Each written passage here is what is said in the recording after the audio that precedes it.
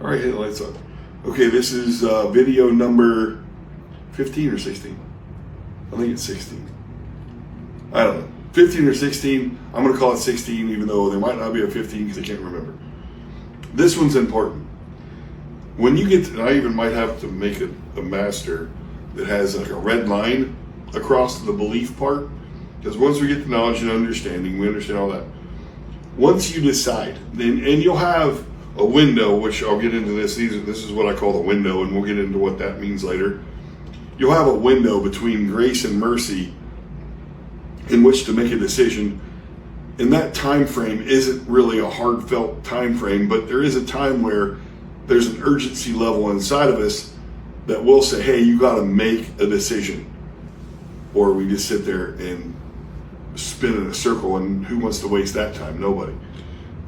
So when you're in the belief system, that means you've seen all the understanding that your knowledge has created for you, that you started with a viable thought, that started with a why, subjective why question, and so you went up and down the scale that far, and you understand at a mastery level of those four things what they're going to do, how they're going to be, what they provide for you.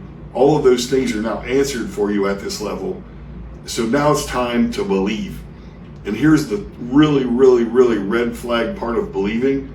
As soon as you commit and say, I'm believing in this and I'm going forward, it's a blessing and a curse, really, because the blessing is, hey, now that I believe in it, I can start doing the thing with full confidence, whatever that is. Hey, I just learned a new song on my guitar or something, and then you know it, and you know you can be good at it. It's like, I believe I can do it.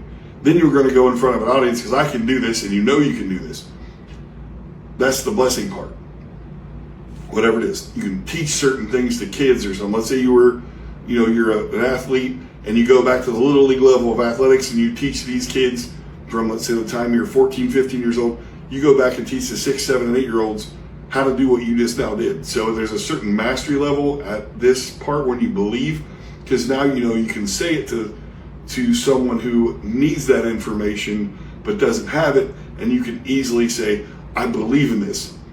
Okay, so that's all the positive stuff. The negative, the curse part of it, is if you're wrong when you decide to believe something, it is really, really, really, really, really, really hard to dig out of yourself and undo it.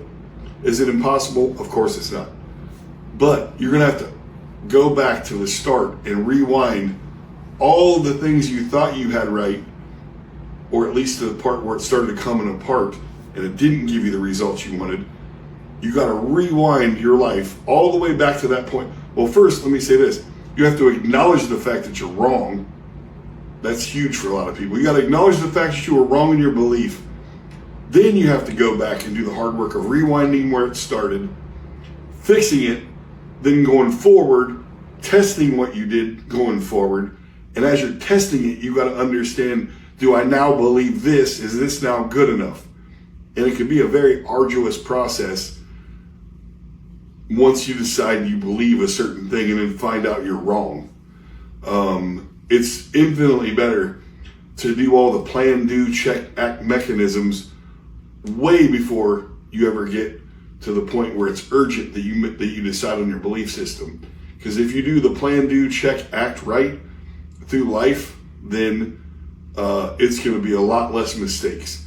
And by plan, do, check, act, I mean you plan what you're going to do, you do the thing, and then you do what the military calls an after action report for yourself. So you do the thing, then you look over yourself and see, did I do the thing right? Could I made it any better? Could I have modified anything? And then you have to answer all those questions for yourself, by yourself, with yourself, because you're the only person in your own shoes to make those steps. So again, belief system is humongous. It's a blessing and a curse. It's a tremendous blessing if you're 100% right, or even if maybe you're 80% right, you're okay.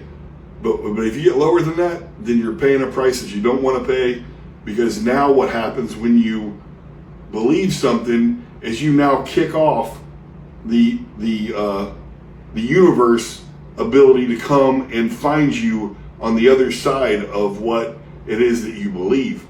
the belief system kicks off the universe to come and fulfill the things that you believe in.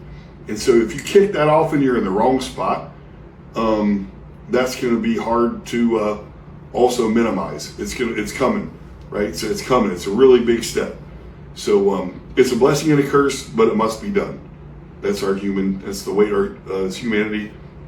That's what we have to bear. See you on the next one.